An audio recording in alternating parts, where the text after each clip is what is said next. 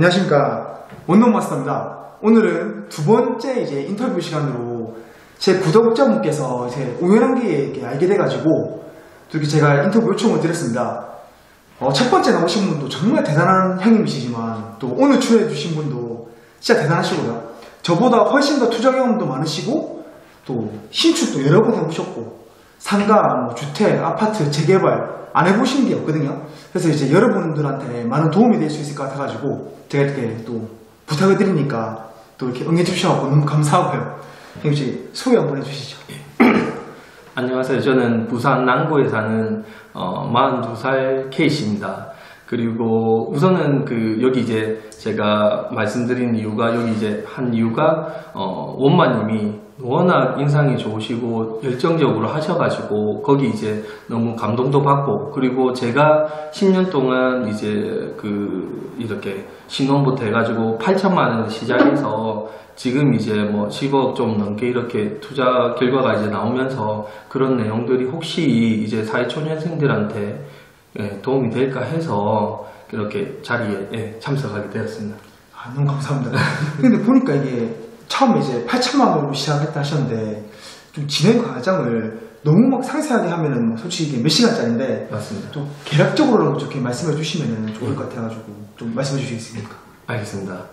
제가 원래 이렇게 표를 하나 아침에 작성은 해봤는데 그걸 또 여기서 이제 오픈하고 그러면 좀 그래서 편하게 또 이렇게 프리스타일로 말씀하시자고 해서 이제 제가 대충 이제 외우는 걸 이제 말씀드릴 건데, 신혼 8천만 원은 이제 제가 2년 동안 번 돈 3천만 원에 부모님이, 지금 시부모님이, 저희 부모님이 5천만 원 이제 너희 장가 가니까 도와주시겠다 8천만 원으로 이제 시작을 하고, 거기서 이제 신혼집을 이제 3천만 원 또 이제 저희가 어른들한테 갖기로 하고, 1억 천짜리 집을 이제, 그러면 8천만 원짜리 전세를 가든지 아니면 1억 천짜리 24평 집을 2008년도에 갈지, 그걸 선택하는 부분에 있어서 저도 이제 와이프 되는 이제 친구한테 이제 얘기를 의논을 했더니 그래도 전세보다는 매매를 하자고 해서 그게 이제 시작이 됐고, 그러면서 저도 이제 근데 저도 이제 대학생이 되고 직장을 가지면 모든 게, 그러니까 아파트도 그렇고 그냥 다 살 수 있을 줄 알았어요. 집도 그냥 다 나오는 줄 알았고 그때 순진했죠. 근데 실제적으로 결혼을 하고 24평짜리 아파트를 살려고 집값을 보고 하다 보니까 엄청난 금액이더라고요. 그래도 2008년도에는 아파트 값이 많이 안 올라서 저희가 이제 둘이 해가지고 그렇게 갚으면 되겠구나 했는데, 근데 저도 그때는 24평이었고요. 근데 이제 32평으로 가려고 하니까 금액이 너무 높은 거예요. 그러니까 2억 중반에서 후반까지 가니까 그러면 그 돈을 또 어떻게 모아야 될까에 대해서 이제 고민을 하면서 재테크에 대해서 이제 고민을 하게 됐고, 저 같은 경우는 이제 그렇게 신혼집을 시작하면서 중간에 와이프하고 열심히 이제 1년 정도 해가지고 1년 적금을 해서 한 달에 100만 원씩 무조건, 그때는 와이프도 일을 했거든요. 그래서 이제 둘이 일을 해서 이제 부모님한테도 갚지만 나머지 돈을 생활비 최소한으로 하고 달에 100만 원씩 하니까 1년에 1200만 원 정도 모이잖아요. 1년 적금에 그거 하고 또 대출 조금 하고 해가지고 분양권도 사고, 그 다음에 재개발 구역에 빌라를 전세를 끼고 이렇게 사고 했거든요. 그래서 이제 그게 이제 한 2, 3년 되다 보니까 신혼집이 그때 당시에 또 이제 한번 오르고, 그게 1억 천이 2억으로 오르고, 그 다음에 나머지 빌라하고 그것도 한번 이렇게 올라가지고 한 3억 정도 되는 돈이 모이고, 그 3억 정도 되는 돈이 저희한테 제일 큰 이제 종잣돈이 됐는데, 그 신혼집을 이제 팔면서 3억 가지고 재개발 지역에 이제 명륜동 쪽의 재개발 지역에 2개를 샀어요, 주택을. 원래 하나 사려고 했는데 그때는 이제 와이프가 호탕하게 그러면 어차피 하는 거 2개를 사자 해서 이제 2개가 샀는데 진짜 시발점이 그래 됐는데, 그게 이제 한 3년 있으니까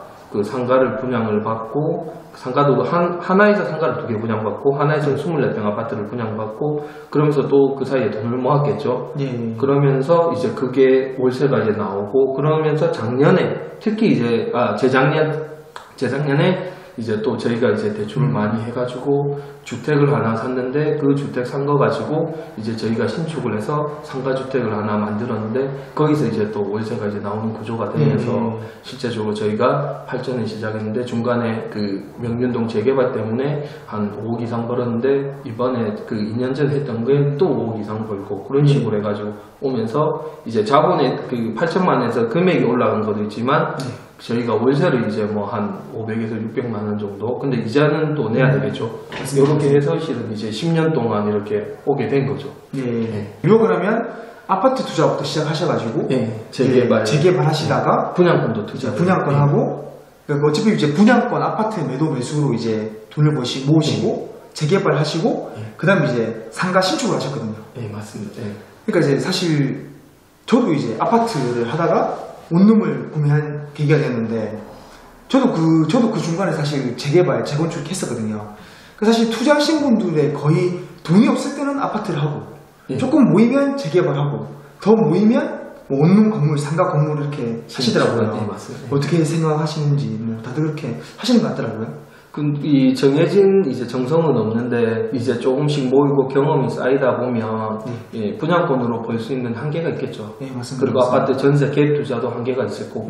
그러면 어쨌든 그렇게 작은 걸로 하나씩 모은 걸로 모아서 이제 뭐 땅을 사든 건물을 사든 해서 하나 올리면 이제 그 월에 안정적인 이제 월세라는 게 나오는 구조를 만들면 실은 이제 일반적인 사람들은 평생 하기 힘든 경험인 거죠. 근데 만약에 진짜 오늘 보시는 분들이 뭐 사회초년생이나 아니면 진짜 직장생활 열심히 하면서 엄청 힘들면서 이제 그 시간과 그 경제적 자유를 가지고 싶으신 분들 그리고 마흔이지만 저도 그 마흔인데 40살 행복한 부자 아빠라는 책이 있거든요. 거기 보면 그 주인공이 40살 됐을 때는 애들하고 가족들하고 그 시간과 경제적 자유를 얻고 싶어서 그분도 실은 공무원에서 이제 자기가 원룸을 이제 어른들 부모님 집을 지어주면서 그렇게 해서 그분도 자수성가 하셔가지고 이제 원룸을 여러 채 하면서 월세 수익 구조를 만드셨거든요. 저도 그 책을 읽었고 저도 40살 됐을 때는 그렇게 되고 싶다 했는데 하다 보니까 진짜 되더라고요. 그게 제가 사실 저희 건물주분 모임도 하고 있고 제가 사실 많은 건물주분을 봤거든요. 솔직히 제가 건물주의 실상이라든가 이런 영상에서 보셨겠지만 한 열에 한두 분 빼고는 거진 다 상속입니다. 상속 증여가 사실 많고요. 열에 한 분 정도 이렇게 한 분 내지 두 분, 많으면 두 분입니다. 근데 이렇게 참 대단하신 것 같습니다. 이렇게 40대에 이렇게 또 이 정도 이루셨으면 대단한 것 같고 제가 이 형님이 갖고 계신 건물들을 봤어요. 사실 어딘지 다 알고 있고 봤는데 진짜 알짜배기더라고요. 그러니까 이 건물을 보는 눈이 상가를 보는 눈이 좀 다르신 것 같더라고요. 제가 봐도 와 요즘 상가 공실이 많지 않습니까? 뭐 강남에도 공실이 있다, 뭐 서면에도 공실이 있다 하는데 저희 집 앞에도 꽤 번화가도 공실이 지금 많거든요. 근데 형님이 사신 상가는 나중에 기회가 되면 소개를 해드리겠지만 진짜 죽었다 깨어나도 공실이 안 날 것 같아요. 한 20년, 30년간은 완전 뭐 아무런 문제가 없을 것 같거든요. 그 상가를 어떻게 사서 신축하셨는지 좀 그런 노하우를 말씀해 주시면 감사하겠습니다. 이게 노하우가 될지는 모르겠는데 진짜 기회는 우연한 기회에 오는 것 같습니다. 그러니까 저도 제가 그 상가 건물을 사는 그 시점에는 돈이 하나도 없었고요. 우선은 없었지만 제가 이제 남구 쪽으로 이사를 오면서 저는 네이버 부동산을 계속 이렇게 보거든요. 저는 이제 틈틈이 그냥 이렇게 보는 게 너무 재밌어요. 그래서 뭐 땅이나 매물 올라온 거 보는데 제가 그때 이제 봤을 때 제가 봤던 재개발지구 앞쪽에 그쪽에 이제 하고 싶었는데 다른 건물이 있었어요. 그 건물을 이제 혹시 그게 길을 물었는지 이제 물어본다고 전화를 드렸는데 소장님이 그건 길을 안 물었습니다. 그러면서 그러면 혹시 이렇게 길을 물어 있으면서 학원이나 교습소를 할 수 있는 혹시 주택은 없을까요? 이렇게 물어보니까 거기 네이버에는 안 올라왔는데 소장님 그럼 조금만 기다려 보세요 해서 이제 추천을 해주시더라고요. 그래서 너무 좋은 거예요. 근데 건물은 너무 오래됐지만 그때 당시에는 그러면 신축을 하든지 리모델링 하면 되겠다 생각을 하고 근데 저희가 그러면 일주일만 시간 주십시오. 왜냐면 저도 지금 돈이 없으니까 그 건물에 대출이 되는지 확인하도록 시간을 좀 주십시오 했는데 안 판다는 거예요. 그렇게 이제 안 판다고? 네, 일주일 있다가 그 주인이 뭐 어쨌든 마음이 바뀌셨는데 안 판다고 하고 저희도 속상했죠 실은. 와이프하고도 저도 저 혼자 결정할 수 있는 사항이 아니니까. 그래서 그때 현금을 저희도 뭐 이렇게 쌓아두고 있는 게 아니거든요. 그래서 저도 대출 알아보니까 다행히 뭐 마이너스 통장하고 하면 대충 가능하겠더라고요. 그래가지고 이제 연락을 드렸더니 안 판다고 해서. 그래서 이제 저희도 그러면 그냥 저희도 적겠습니다. 더 얘기 안 했습니다. 근데 우연찮게 그렇게 하고 저희도 왜냐면 더 얘기를 하면 서로 이제 이렇게 사이가 안 좋아하니까 저희는 근데 부동산한테는 뭐라고 했어요. 소장님한테 아니 지금 이거 애들 장난하는 것도 아니고 판다고 했으면 팔든지 어쨌든 뭐 아니면 가격을 뭐 조정을 하자든지 그런 얘기도 없이 안 판다고 하면 뭐 지금 열심히 일주일 동안 뭐 대출도 알아보고 했는데 어떡하냐. 그러니까 선생님 미안하다고 하는데 어떻게 하겠습니까? 알겠습니다. 예, 선생님 그러면 다음에 또 좋은 거 있으면 연락 주십시오. 그렇게 하고 기다렸는데 한 2주 있다가 연락이 온 거예요. 그 저희는 이제 기본 분석은 이제 했으니까 저는 바로 계약금부터 보냈죠. 계약금부터 보내고 그러니까 그 주택을 원래 나왔던 매물은 아닌데 그 소장님이 어쨌든 제가 산 주택 근처에서 좀 그래도 유능하신 분이더라고요. 몰랐는데 그리고 재개발 블로그도 하시고 해서 그런데 그분이 어쨌든 소개해 주시고 그렇게 하고 딱 생각했었던 게 아니지만 이렇게 저는 항상 관심을 가지고 이렇게 보다 보고 그리고 그 기회가 왔을 때도 준비는 했었고 가격 협상을 안 했던 게 더 좋았던 것 같아요. 그러니까 괜히 뭐 더 안 한다고 하면 그냥 이렇게 이야기 그냥 끝냈다 보니까 자기들도 이제 어떻게 할 고민하다가 그냥 이제 다시 연락이 온 것 같아요. 그래서 저는 이제 계약금 바로 보내고 그렇게 했죠.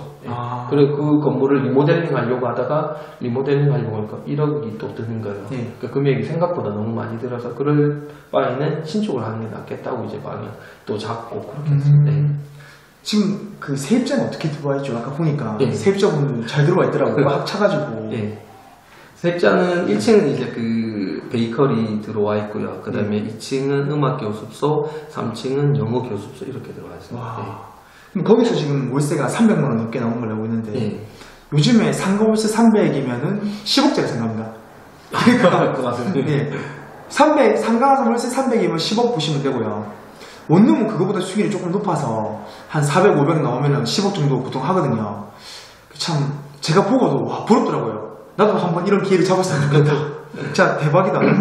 근데 제가 항상 여러 번 영상에서 강조해드린 게 있는데, 그러니까 그 소장님도 그 소장님만 들고 계셨던 매물이지 않습니까? 그러니까 결국에는 많이 알아보셨거든요. 많이 알아보시고 연락하다 보니까 딱 그게 본인한테 이게 기회가 온 거지. 이게 운이 좋은 게 저는 아니라고 생각합니다.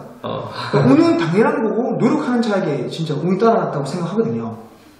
그러니까 계속 이렇게 알아보고 관심을 가지고 연락하시니까 딱 형한테 이렇게 또 매물이 또 이렇게 찾아온 거고 또 과감하게 또 딱 분석한다면은 그렇죠. 딱 사셨으니까 미적미적거리신 게 아니고 집주인분 지금 뭐 매도자 매수자가 서로 이렇게 조금 이런 상황이었는데 바로 딱 계약금 거니까 이제 딱 끝나버린 거니까요. 맞습니다. 아까 이제 좀 이야기를 제가 길게 해서 죄송하고요. 방금 말했듯이 예를 들면 재테크 1억이 모이면 투자를 해야지 하면서 공부를 해야 되는 게 아니고요. 예를 들면 3천만 원이나 2천만 원 작은 돈이라도 모으면서 공부를 해와야 돼요. 그러니까 공부를 해오고 계속 이렇게 발품을 팔고 공부를 해놔야지 그러는 사이에 3천만 원이나 2천만 원이 모이면 그때 바로 이렇게 투자를 할 수가 있는 거거든요. 그리고 계속 노력하고 그리고 많이 이렇게 둘러보고 하면 그런 상황에서 이제 좋은 기회가 또 올 것 같습니다. 맞습니다.